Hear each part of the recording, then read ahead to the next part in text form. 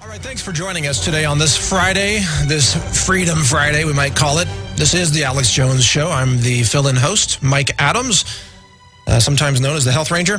And thank you for joining us. Thank you for listening. And I want to thank Alex for just calling in and giving us a really powerful segment on the NFL boycott. And just to quickly repeat what he said, and by the way, I apologize to Bob Chapman, who's on hold. Bob will bring you in just a second. But the NFL boycott is on. So check out the articles on Infowars.com and PrisonPlanet.com. And all next week, Alex is going to be hammering this issue home and working with your help to get the NFL to overturn this latest example of government intrusion and total tyranny into the privacy of our physical bodies. It's getting crazy out there. Yes, it's happening. Now they're coming after us at the football games. Bob Chapman joins us now, and I know, Bob, Alex wanted to ask your opinion on these events. Thank you for holding. I'm sorry to make you wait. And, Bob, I'm a great fan of yours. I listen to you on The Alex Jones Show, so good to be with you today. Well, thank you very much, and it's good to be here, and I don't mind waiting at all because it teaches me things, and I want to learn things every day, even at this advanced stage of life. Well, what's your take on the NFL pat-down situation now and what this means for liberty in America? Well, I think the most important thing is getting the message out. And second of all, what I would do, let's say I was a ticket holder for the season, I would call them up and say, if you have that happen, if you allow that to happen, I will be there with all my tickets on Monday morning, and you can give me my money back. And I don't care if I ever go to a football game again. Yeah, very, very good advice. I think that'll get to them because the revenue that they'd have to give back is enormous. They would bankrupt every NFL team. Well, let me pose the same question to you that I posed to Alex when he called in. And by the way, just to remind listeners, Bob Chapman is from the International Forecaster. .com, so be sure to check out that website as always. But Bob, do you think that NFL fans will go along with this by and large, or do you think we're now looking at a new wave of people standing up and saying, enough is enough, let's stop this here? It's hard to say. You won't know until you get there, but we got to tell them that's what they got to do. But they really shouldn't attend. Let them play to an empty stadium and take your tickets in and demand your money back. Because you're not going to be groped by a strange group of people sent from the government. Trained by the government in special physical and verbal interrogation techniques. In fact, this ought to be interesting. Kind of makes you wonder, how large is government going to get if they keep having to send tens of thousands, maybe hundreds of thousands of agents across the country to search people under different contexts? I mean, what does this mean about the dangerous growth of government, Bob? Well, actually, it goes to, I would say, around 1936, 37 in Germany.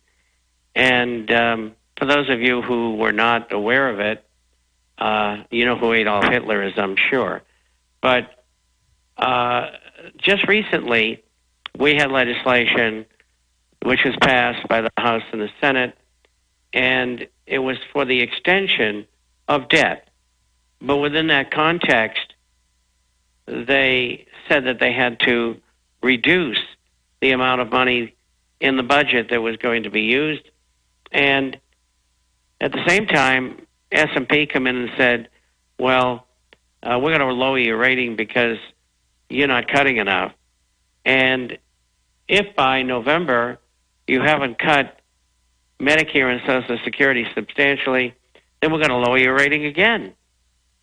And, of course, Standard & Poor's is controlled by the banks and the brokerage firms on Wall Street. I know. Yeah. I was there for 30 years. And the other thing that they did, which pertains to this, is that they formed a committee of 12 that were going to do this cutting or increasing in taxation, whatever they were going to do. And they have every intention of keeping this committee in its place. And it's unconstitutional. Yeah, the Super Congress. Because when they come up with the information that they do in a law, they send it to the House and the Senate. Bob, stay with us.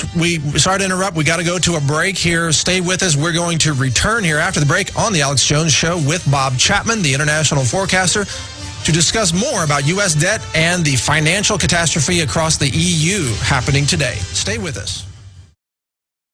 Okay, folks, we are back here on The Alex Jones Show. Alex has the day off, but he managed to call in because, that guy never stops working. One of the reasons I admire what he does. He's always getting the job done for freedom. And another individual who's also working very hard on the front lines of freedom is, of course, Bob Chapman from the International Forecaster. And Bob and I were just chatting off air about some of the things that we want to cover. Bob, you talked about the overreaction of the government, the Super Congress, and even the Enabling Act. Can you get into all that? We got a lot of territory to cover here. It only takes a second. And so what this Super Congress, as it's called, can do is put together the law, and they send it to the House and Senate, and they cannot debate it, they can't amend it, they can't filibuster it, they vote up or down, and that's the end of it. So what this has done is take the House and the Senate out of the context. They don't do anything. They just stand there as rubber stamps, like zombies. And so the reason I brought this up, your freedom, because this whole thing is modeled after the 1933 Enabling Act, what the National Socialist Party in Germany passed, which made Adolf Hitler a dictator. And with this panel, these 12 people, that's exactly what they intend to do. So we're going to have a dictator in a few years because we've allowed that kind of thing to go on in our government. Now, can you explain true this council of the Super Congress? How does this make the dictatorship? How exactly does that work? Well, the two parties put up the 6 and 6 each, and from the House and the Senate. And of course, they're people who will lay down for anything. Yeah. And the president just says, "Okay, this is what you're going to do," and they go to the Congress and say, "Here's the bill. Either defeat it or pass it." And 90% of the people in Congress are paid off. So they do what they're told. Otherwise, they don't get reelected. Sure. And so so they'll put a bill together, and they'll send it to the House and the Senate, and these meatheads will vote for it. And so they go around, and they'll kick everybody's door down and take their weapons.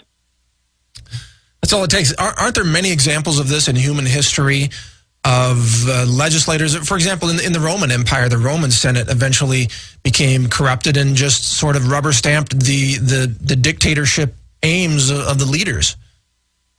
That's correct. And almost every civilization, every dictatorial government has had the same problem and has ended up the same way. Not all of them, but most of them. And it's an evolutionary process of pure evil and not caring about people at all, as long as whoever was in power got their way. I mean, in the latter stages in Rome in the 300s and the 400s, as soon as they had disruption, they had somebody come out and say, "Well, I'm going to buy the army so I can be dictator," which they did. Yeah. And then they'd go off, the outskirts of Rome and fight off the barbarians, and sooner or later the mercenaries, which is most of the Roman army at that time, said was, "Oh, we don't want to do this anymore. I'm going home to Gaul," or wherever they came from. And that's the way it's going to end up. But what's so frustrating about... If I'm sorry, go ahead. If America does not elect Ron Paul and people like him in the next election, that's what they can expect. But these people are preempting that in TSA and in government in relation to the Super Congress. same kind of overriding, overbearing, we're going to do what we want to do, even though it's unconstitutional, and we don't care. There is no Constitution. Right. That's what is so frustrating about this, is that it seems like U.S. government is now on a track to tyranny. They're following a blueprint that other civilizations or other nations have followed on the road to tyranny. This is happening right in front of our eyes. The things that you have warned listeners about are coming true. The things that Alex has warned about are all coming true. Even Alex says they openly admit what they're trying to do. It's like a recipe book, a playbook, and they're just following it step by step. And yet most of the people out there are completely asleep at the wheel. They don't understand what's happening. They don't understand why the Super Congress is such a threat to their freedoms. Do you think, Bob, that this is about to shift? Are we going to have a reawakening, a resurgence of freedom in America, or are we doomed to go down this path of tyranny a lot farther until things finally turn around? Well, I think it's up to the American public, and there's no better place to start than at the NFL football stadiums. And if people say, no, I'm not going to go, give me my money back, all the teams are going to go out of business, all the players are going to be out of a job, and everybody's going to be mad at the government.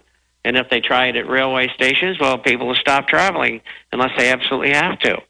I mean, I won't get on a plane just like Jesse Ventura won't. I'm on every S list in the world.